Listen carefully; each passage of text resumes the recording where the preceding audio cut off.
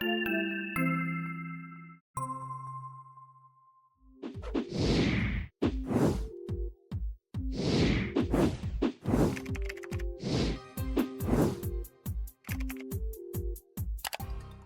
back. Good morning, Richard. It's good to see you.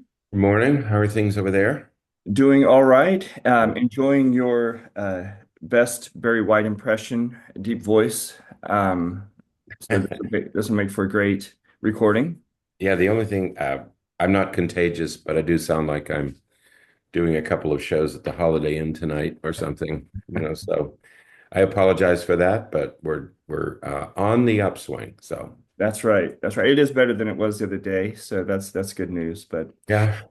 today, I'm excited about our conversation today because we've talked about education many times, and last week we had a good conversation about the dismantling of the Department of Education, and you told us the wonderful story about how you were up visiting Washington, D.C., and that one day they announced that they were disfunding, not funding the Department of Education and they wanted to start dismantling it. And then the next day you were at a hockey game and they said it was Teacher Appreciation Day and Right. that juxtaposition was just a little bit too much. But then you learned about something else that happened. While I was there, while I was there, I work when I'm there because my sister and daughter work when I'm there, and so I go to one of their offices and do my work. And while I'm there, I, go through, work on things. And I bump into this article that on a topic that you and I we started to discuss this months ago. Right. This notion, the idea that's presented in this article. And I said, wow, this is interesting. Plus, it's from Austin, Texas. My son, part of my family, is living in Austin, Texas. And Austin is a tech capital, one of the tech capitals of the country. And the article was posted by Diane Ravitch, who is one of our favorite Yeah. uh, bloggers. Yeah. I don't Probably. know what that. Um, I could do a long introduction about her, but the article is titled "The Ultimate AI School Offers 2 hours of instruction daily." Right. That's an attention grabber, Yeah. um, because that's what you and I have been discussing, is that kids don't like to be in school all day anymore. Yeah, this is it's fascinating because as we were preparing for this, I know that you don't go on TikTok as much as anyone else, but there's a couple of feeds that I follow on TikTok, and one of them is this guy, and as I'm saying this, I can't remember his name, but he is an education expert, and he talks about things pretty in a pretty matter of fact, direct way, and I really appreciate some of the things he says. And he's recently posted a few things about student absenteeism, Mhm. how Right. significant of an issue it is, and he is. He's has some really interesting things that he said about it and the role that he feels that parents play in that phenomenon. But it is something that you and I have talked about a lot because there are so many kids who just don't go to school You and know, they don't want to be at school, they don't do their work, they don't participate in the educational process anymore. And a lot of people are quick to point to the pandemic, though we certainly have seen this trend, or we certainly saw this trend beginning before the pandemic. I think the pandemic accelerated it. But since then, we have had this significant shift where students just are not, they're just not participating in the right. academic process. And we can maybe another podcast we can talk about what some people are feeling is the parents' role in that. But this article talks and speaks to exactly one of the big concerns you and I have had, where kids go to school for 7.5 hours a day. And one of the things that we've learned, and one of the things that people are saying, is that do kids really need to be at school 7.5 hours a day? And here's an article that says they really only need 2 hours a day. Right. And we talk about this article. We're not picking on this Right. particular, okay. All this is this is that notion of we can shorten the school day Right. to shorten it to 2 hours. And it doesn't matter whether it's this woman's approach or anybody else's approach. The concept of we can educate children in 2 hours um, is a concern, and I think it's something that we need to consider very carefully. Now, this particular article is the brainchild. This program that the woman is advocating is the brainchild of a woman named Ms. Mackenzie Price. She's not an educator, but she's obviously well educated. She entered the field about a decade ago, with schools that she developed called the Alpha Private Schools. And the Alpha model, now again, this is before the pandemic. So, I mean, the pandemic was 5 years ago.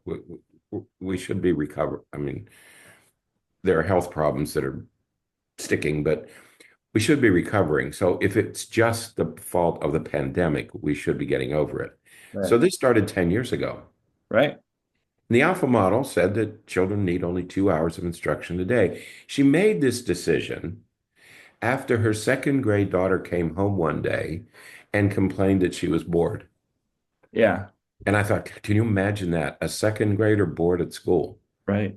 That's a Go, man. go figure. And her mother's quote was, they've taken this kid who's tailor-made to want to be a good student, and they've wiped away that passion. I don't know who they is. I'm assuming it's schools, teachers, Mhm. somebody. Um, but you're not just not her daughter. I mean, a lot of second graders are bored. And then she decided that when you're getting one-to-one personalized learning, it doesn't take all day. Having a personal tutor, having a personal tutor is absolutely the best way for a student to learn. I'm sure that Aristotle and Thomas Jefferson and other people who've had the advantage of, or not Aristotle, Aristotle was Alexander the Great's tutor. Right. Uh, Thomas Jefferson had private, I mean, yeah, that would be great to have your own private tutor to teach you what you want and to give you what you want. And this, of course, begs the question of who can afford a personal tutor. Okay. Right. Well, the solution for that is What, an what, AI tutor. what could possibly be the solution to that? Oh, the solution to everything. AI. We'll create AI tutors. Yeah. Now, you all know what AI is, okay? And then she goes on to say, school is broken. Um, we could talk about that for a long time, and we're here to fix it. This is what their company said. School is broken, and we're here to fix it. 2 hour learning gives students an AI tutor that allows them to learn um, twice as much in 2 hours. Yeah.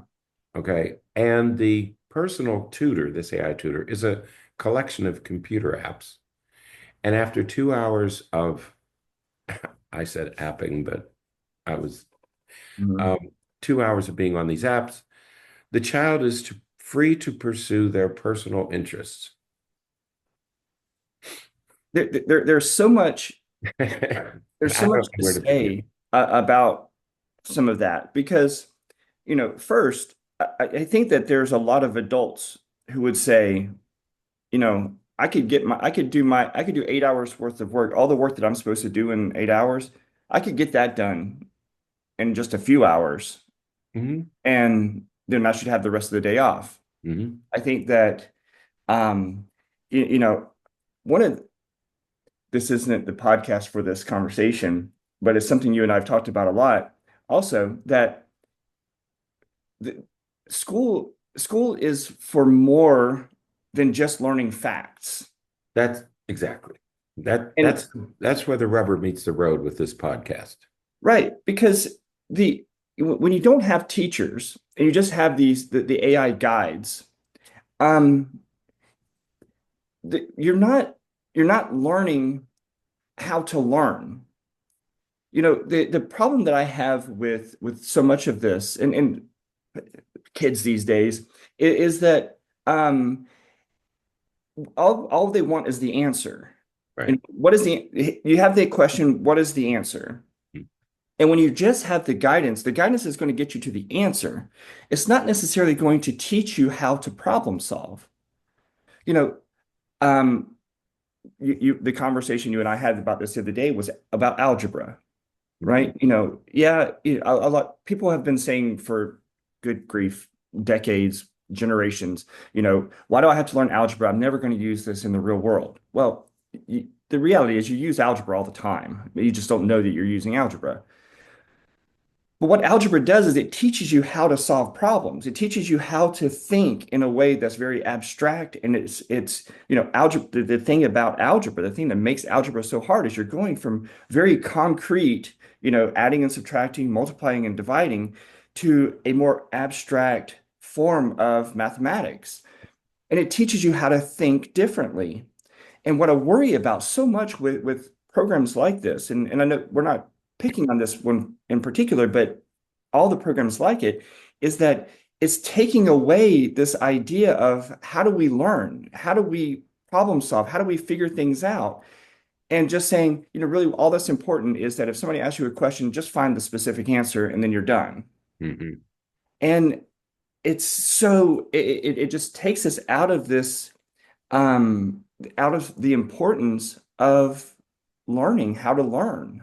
About a decade, maybe a generation ago, schools became places that just wanted the right answer. I mean, Right. in the 90s, and I remember this happening in the 90s. I don't remember it as much in the 80s, but I remember in the 90s that the idea was you get the right answer, go home, do your homework, and bring the right answers in.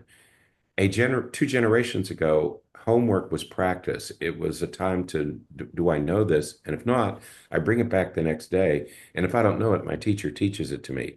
Well, now, because of downward pressure on basic skills mastery, you're expected to master a basic skill every day on your own, somehow, with or without instruction, and bring me the right answer. Right. And then it led to high stakes testing, where Mhm. we test for the right answer. Right. So schools changed and began to focus on just get the right answer. Right. All right. It's not a process. It's not, like you say, learning how to learn. It's not learning the value of learning. You talk about algebra. Algebra is the foundation for chemistry because balancing a chemistry equation is sort of algebra. Right. Okay. And then physics is sort of, I mean, you have to know, I mean, if do we want to learn math, science? This is our world. It's how Right. it works. Okay. So it's not just no, you're not going to use algebra in the way that you think you're going to learn, but it is the foundation of everything else you're going to learn beyond that in almost every subject, Right. includes Right. math and science.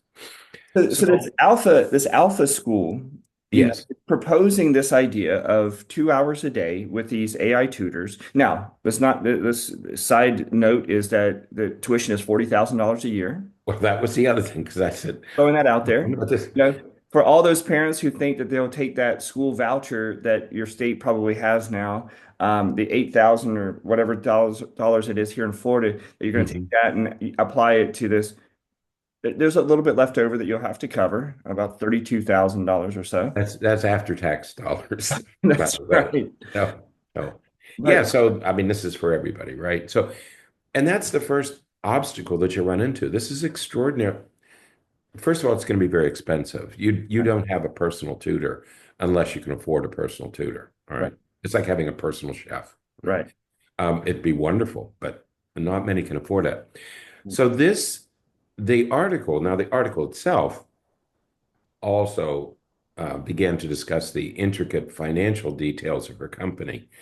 And her company is managed, it's part of a conglomerate, a group of companies that are managed by her husband, who is the chief financial officer of a private equity firm.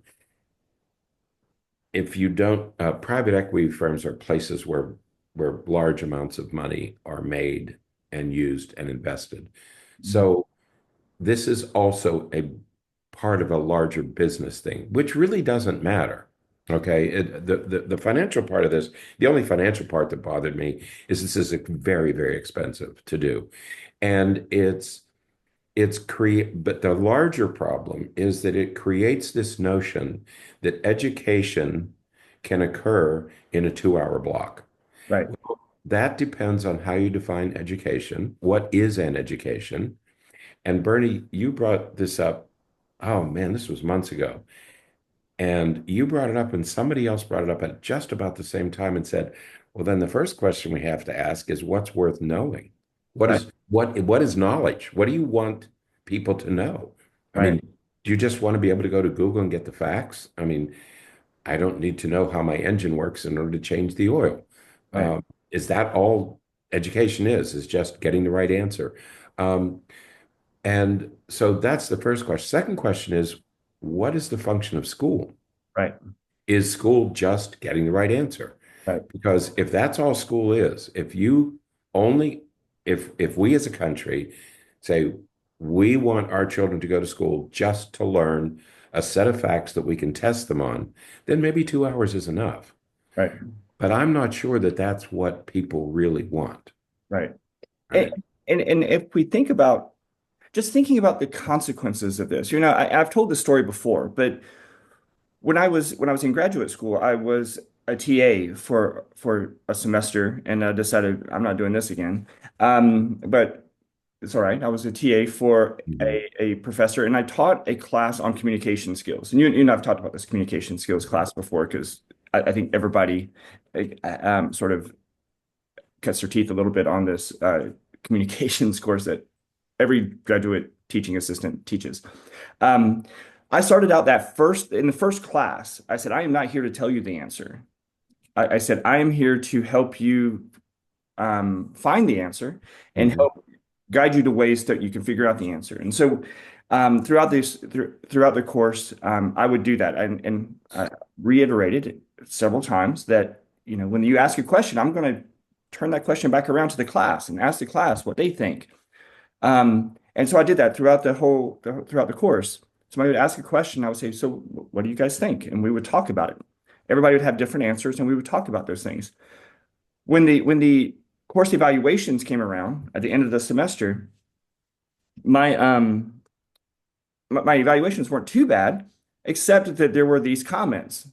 And the most common comment in the from the students were the instructor wouldn't answer our questions.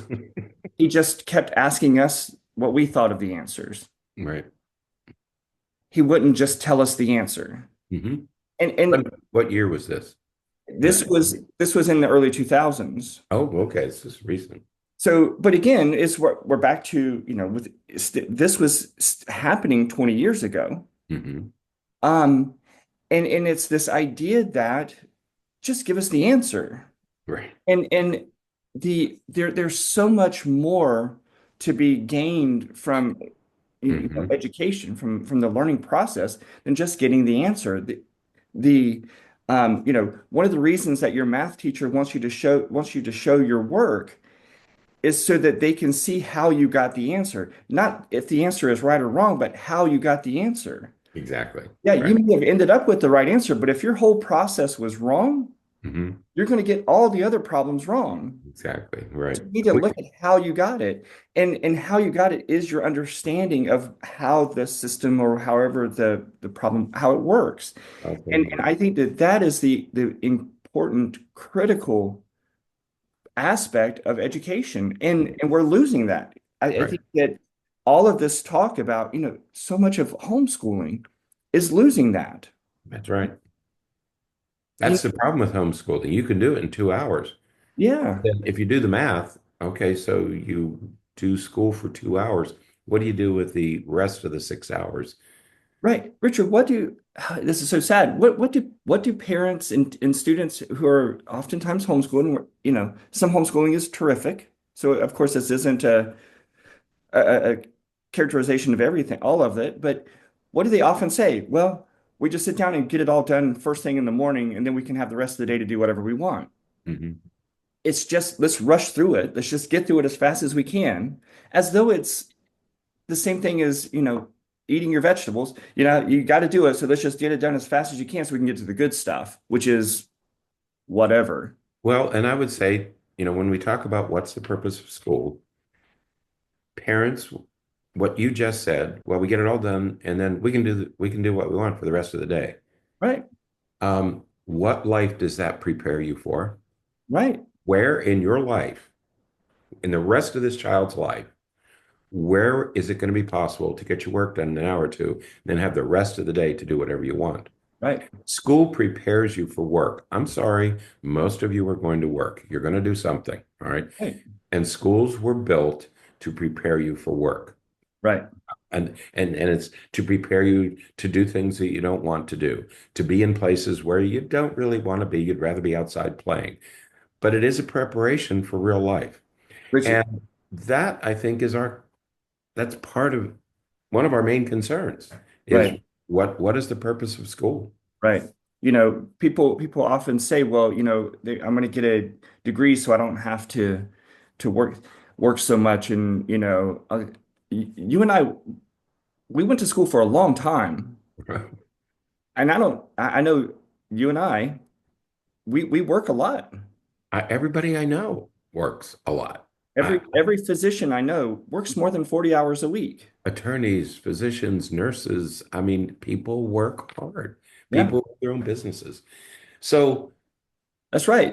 Yeah, exactly. People say I want to own my own business. So but that's a lot of work. Like you're not working 9 to 5. no, If you you don't get to you leave. want to own your own business, you're working almost 20 hours a week You're or probably hours a day, you're not a probably week, a working day. more hours than the people who are working for you. Yeah, Okay. So, so here's our 2 cents. So this is we have several concerns with this notion that you can do school in 2 hours. Number one, what takes 2 hours? Is it the core curriculum? Is it basic skills? Is it you just have to learn the multiplication tables? I don't know.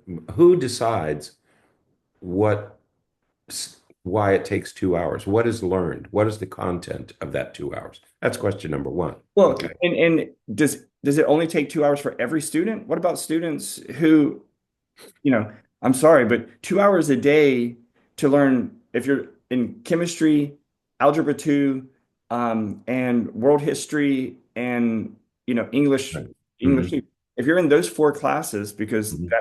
that's a like a sophomore, junior level course load in high Right. school. If you're in those four classes, what are you doing in 2 hours that you're doing Right. all four of those things in 2 hours? If you're just doing simple, silly assignments, worksheets to turn in, yeah, you Right. can do those fast. Okay. Is that what learning is? Is just completing silly assignments that don't take a lot of thought, Mhm. but just have the right answers listed uh, on blanks in a paper? I mean, what happens in that 2 hours? Right. What's really going on? And then who decides? Who makes that decision? Is it the Right. teacher, the tutor, the state, the city, the school district? Who decides what the content is going to be? That's another question that people don't talk about. Like, oh, there is this content. No, there isn't this content. Somebody has to make a decision about what's worth learning. Right. And then do the math. Okay, the day is divided into 8 hour segments. You sleep for 8 hours and you do this for 8 hours and you do that for 8 hours. School usually takes about 8 hours. By the Right. time you get ready, get there, go to school, come home. If you can get it done in 2 hours, what do you do with the other six? Right. Who's going to use that other six? What kid is going to use the other six in a worthwhile way? Right. What would you have them do? Yeah, if you have 24 hours in a day, you sleep for 8 of those hours, you're doing school for 2 hours, that leaves 14 hours of What do what? you what do you think the average boy is going to be doing? Right. And I can tell you. is that what you want your kids to be doing? But why are you creating all this free time for your children? What is the value of what are they going to do with this free time? I have a kid that I talked to who was having some problems in school, and now he's doing homeschooling. And he and his parents, when we first started talking about it, they talked about all these things. Well, he's going to do his work. He'll do some school work in the morning, and then we're going to go to like once a week we're going to try to go to the library, and once a week we're going to try to go to the museum, and we're going to do this, and we're going to do this. And he's been doing the homeschooling for a couple months now, and none of those things have happened Not one field because trip. those are great aspirations, and if those things could happen, that would be fantastic. If you if you Expanding lived the in learning to all these other things, that would be amazing. But most people, the vast majority of people, can't keep that up. No. Mm-mm. Most people are working. Right. What do you, no, this whole idea that we can do it, be careful about homeschooling. The other thing about homeschooling is you're in isolation. It's huge. Most kids are in isolation. School teaches you to be with others. We know it's difficult to be with others. Mhm. Schools can be difficult places, but is it better to be growing up isolated with you and your computer? I'm not sure it's a good trade. Yeah. Also, helping others is some part of education should be we're doing this together. It's a communal enterprise because education is and should be a communal enterprise. Or is the idea I just have to get mine? I Right. just as much as I can get. I don't care about anybody else. Okay. Right. I Yeah, know there's some, this idea of and we've talked about it before, but and they've taught in education, it's been a thing for years, the idea of cooperative learning. right. Sometimes we learn best by helping others and working with others to make Mhm. sure that we learn as a group. Uh, Right. the model that you and I had to learn from in when we worked in medical schools and stuff is, see one, do one, teach one. You, Right. you see somebody do something, you try to do it yourself, and then when you really know how to do something is when you can show somebody else Right. how to do it. That's right. And There's right. There's a reason why law schools and medical schools have a cohort. You go in, you're a first year medical student, a second year medical. You're doing that as a group. You're learning from the bottom up, and you're doing it as a group. And sometimes you go home and study by yourself, but at other times it's best to do it cooperatively and to help each other. That's right, why we have cohorts in graduate schools. Okay. First year law students are with first year law students because those are the skills they need to learn, and they learn it together. It's not accidental that we have cohorts of people who are being educated. right, And then the last thing is, we talked about boredom early. This yeah. this woman mother's concern was boredom. There's you have to learn how to manage your boredom. Do you possibly think that every day of your life is going to be thrilling and exciting? Mm. Most of your life is going to be boring. Yeah, Okay. And it's going to be, you have to learn how to manage that boredom. right. Um, because you're not always going to be stimulated by other people, whether it's an AI tutor, whether it's a personal tutor, whether it's a teacher, it doesn't matter.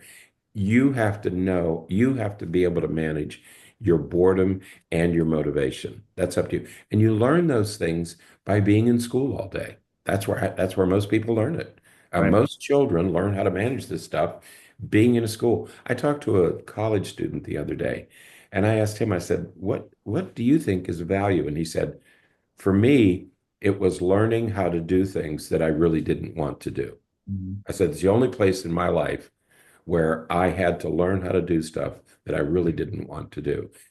And he's wise enough now, even as a college student, to know that for the rest of his life, he's probably going to be doing things that he really doesn't want to do. Right, And that to me was the biggest value of school, right, learning how to work according to somebody else's schedule to get things done when they're due right. and to do things that I really didn't want to do. And again, I hate to be the bearer of bad news, but no matter what you do for a living, whether you own your own business, whether you're a physician, whether you're an attorney, whatever you do, there are Mhm. going to be times when you're going to have to do things you don't want to do.